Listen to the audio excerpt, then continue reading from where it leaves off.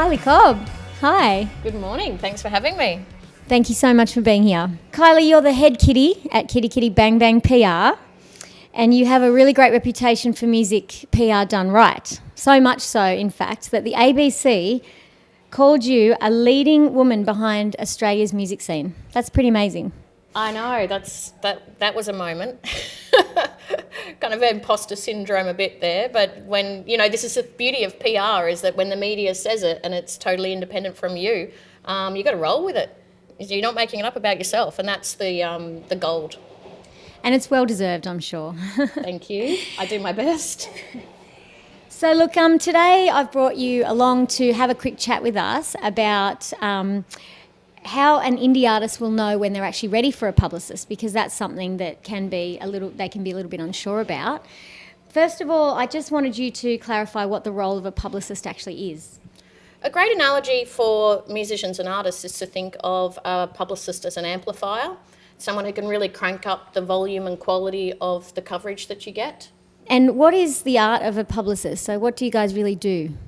So where a musician spends all of their time honing their craft, songwriting, rehearsing, collaborating, a publicist, we spend our time, knowing what makes a good story, building our relationships, and becoming world-class wordsmiths, really. It's all about that craft of writing a good sentence.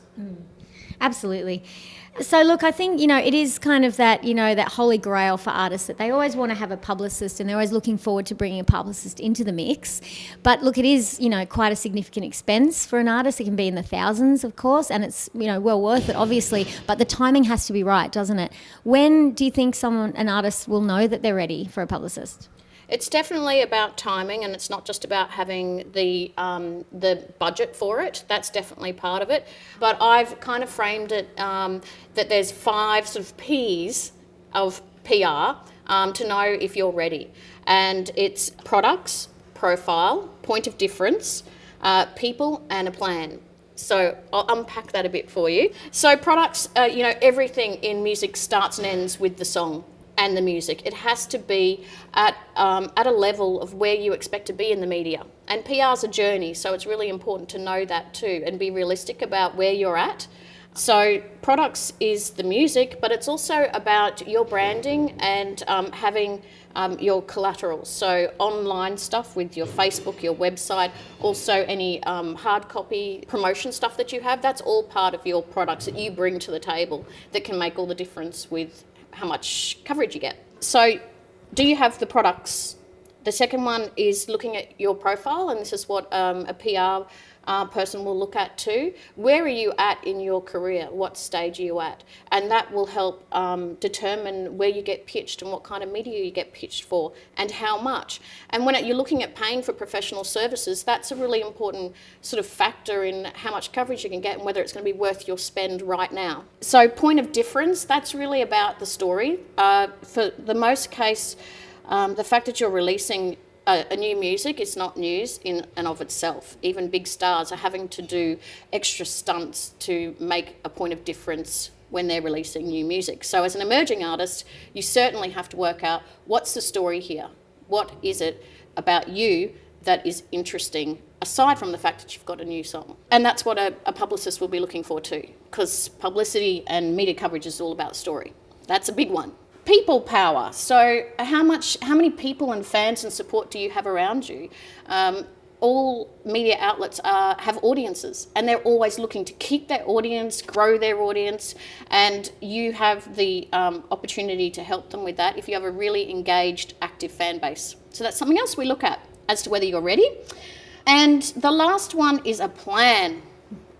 Please have a plan. If you a plan includes like a bit of a long-term vision as well, even like 6 months, a year. What is this song supposed to do for you in your career? Is it your introduction, or is this your breakthrough single? And then what do you have next? And the other thing that I'm always looking at if someone's ready for professional PR services is what do you have built around your release to support the PR? Because PR is only one part of your marketing puzzle. And it's really important to be aware of that and have other. So I'm looking for an artist. Okay, what plans do you have for social media when we release this news to really make the most of this release? So 5 Ps, people. That is incredible information. Thank you so much. Amazing. It might have been a bit more than you were asking for. Sorry. Not at all. Not at all. That's fantastic. It's really great. The other point I just wanted to cover today was just about the timing of releases, because I have found in my own experience that artists tend to underestimate the amount of lead time that's required on a campaign. What would you suggest as a minimum?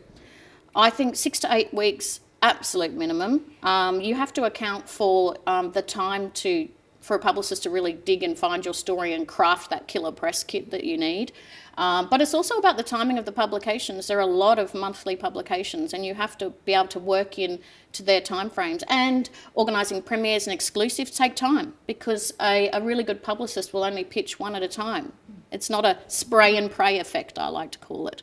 And that stuff takes time. And also you've got to work within, if you're going for a really solid publicist, their schedule's possibly booked. So, and it depends on the publicist. I like to be involved as early as possible, even in the stages of demos, so that I can help build your story and your, build the point of difference in your journey. Because if you don't have the natural personal story that's your point of difference, you can build it into the way you record, the way you launch. There's so many different ways you can build a point of difference into your release. Yeah, amazing. So you could even start seeing an artist, months potentially before they're going to release their actual... For me, that's ideal. And it also allows me to manage my schedule as well. Other publicists, though, I've heard have said, don't come to me until you have absolutely everything in the bag. A completed song, a video, everything is ready to go. So it depends. That is fantastic information. That is so good for our indies to hear that. Can we just summarise that again? I really think those 5 Ps were probably the key point here today. So what were those 5 Ps again, Kylie? So if you're wondering whether you're ready for PR or you're trying to build your career to get ready for it, look at the 5 Ps. So that's your products, your profile, developing a point of difference, getting the people power around you, and making a plan. Yeah. All right, lastly, I'm going to throw a little fun question at you just for fun. If you were stuck on a desert island and you could only take one album with you, what would it be? Oh God, that is really tough. I mean, Alabama Shakes just jumps to my mind, but maybe like Melodrama by Lorde, I think is one of my heroes. Or even back to like the Big Chill compilation from my childhood. Queen, oh my gosh, there's so many. There you go. It's hard, but that's great. That's amazing. Thank you so much for coming and talking to me today. Thanks really for appreciate having it. me. Thank you very much.